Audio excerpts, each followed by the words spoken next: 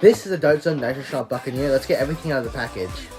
And inside the package you'll find 2 blasters, and you also find 8 darts, which is just the right amount to fill up both the blasters all the way. The darts that it comes with are the Nitro Shot darts, which tend to be more accurate and have higher velocities on blasters, but on blasters that use a compression barrel system, it usually flies worse, but those are usually on Pro Blasters, and you normally use short darts for Pro Blasters. The way that it works is quite simple. After you've loaded in your darts, you can just cock the priming handle, and now you're ready to fire. The blaster feels quite good in the hand, and having 2 feels even better. But, strangely enough, due to the off-center location of the hammer, it feels easier to prime it with my left hand than my right hand, due to the location of my thumb. Also, the detailing with this blaster is quite a nice touch, and it really adds to the whole theme. Also, another quick detail that's hard to see, so let me bring you in.